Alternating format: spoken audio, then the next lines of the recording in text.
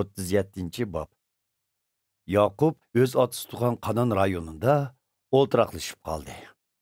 Tövendikilar Yaqub oilasining ish izlaridir. Yusuf 17 yoshga kirgan chog'larida hamisha otasining kichik xotinlari Bilha va Zilpaning o'g'illariga yordamlashib, qo'y boqqili chiqatdi.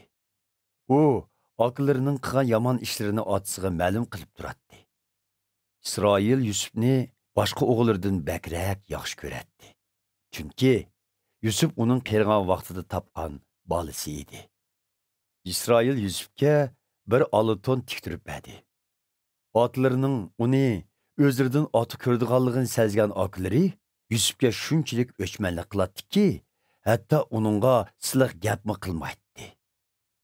Bir kuni Yusuf tush ko'rib, uni oqilariga aytib berdi. Ular uningga burunqidinmi o'ch bo'lib ketdi. U, quloq selinglar, ko'rgan tushimni sizlarga aytib beray. Biz hammaylan etizda bug'doy bo'layotgandekmiz. Mening bog'lagan bug'duyim tiklinib, tuz tug'dak. Sizlarning bog'lig'ininglar menikining atrofida beshini egib, ta'zim qilib tug'dak, dedi. Oqilari uningdan, sen podsho bo'lib, bizga hukmronlik qilmoqchimi? deb so'radi. Yusuf tushini oqiliga o'rib berganligidan ular uningga texmi o'ch bo'lib ketdi. Keyin Yusuf yana bir tush ko'rib, uni oqiliga aytib berib, ularga: "Men yana bir tush ko'rdim. Tushimda quyosh, oy va 11 yulduz menga ta'zim qilib tug'dak", dedi. Yusuf bu tushni otasiga aytib berdi. Otasi uni ayblab: "Qanday tush bu? Sen onang, oqilaring va mening sana bosh egib ta'zim qilishimizni o'ylamsan", dedi. Buning bilan Yusufning oqilari uningga intayin hasad qilishadigan bo'lib qoldi. Lekin otasi bu ishni ko'ngliga tukib qo'ydi.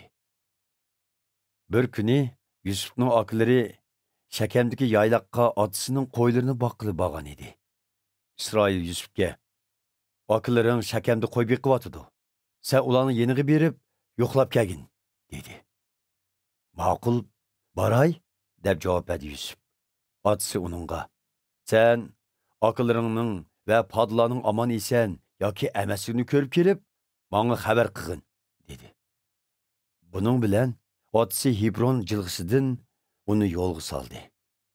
Yusuf Shakemga berib, dalada oqilarini izlab yurganda, bir kishi uni ko'rib, "Kimni izlaysan?" deb so'radi. "Oqilarimni izlayapman. Ularning qayerda qo'y beqiyotganligini aytib bersangiz", dedi u. U kishi: "Ular ketib qoldi. Ularning Do'tonga bormoqchi bo'lganligini angladim", dedi. Shuning bilan Yusuf oqilarining kaynidan menib, ularni Do'tondan topdi. Ular Yusufni yiroqdan ko'rib, u yetib kelguncha maslahatlashib, uni o'ltirmoqchi bo'lishdi. Ular o'zaro: "Yelqi tushpiri kapti. Bunda qilayli. Biz uni o'ltirib, o'likni suvi qurib ketgan quduqqa tashlab etib, yirtqich hayvon yeb ketibdi deyli. Qani, uning tushining amalga oshganini bir ko'rayli", deyishdi. Ularning suiqasdini anglagan Ruben Yusufni qutqizib olmoqchi bo'lib, "Uni o'ltirsak bo'lmaydi. Uni zaxmlantirmay, cho'ldagi suv qurib ketgan bu quduqqa tashlab etsaklar bo'ldi", dedi. Uning bundoq deyishdagi maqsad keyin Yusufni bir amal qilib, ularning qo'ldan qutuldirib, otasiga qaytarib berish edi.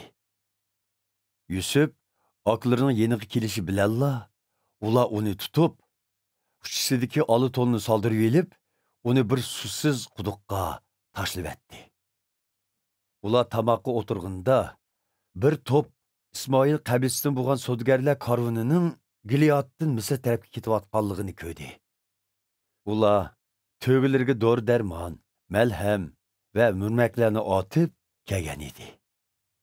Yahuda o'z qarindoshlariga: "Bizning o'z inimizni o'ltirib, jinoyatimizni yoshimizning foydasi nima? Uni o'zimiz qo'l silib o'ltirganimizdan ko'ra, İsmoillarga setib tuzuk.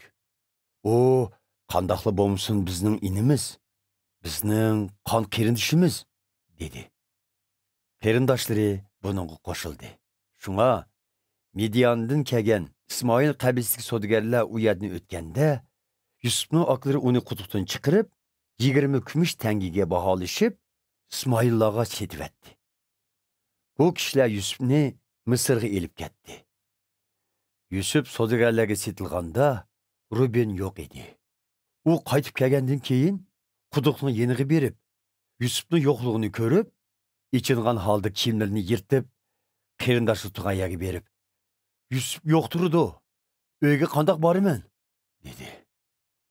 Buning bilan ular o'shkidan birini bo'g'izlab, Yusufning oli tonini o'shkining qiyniga milab, otasining oldiga opirib, biz bu oli tonni tepib oldik.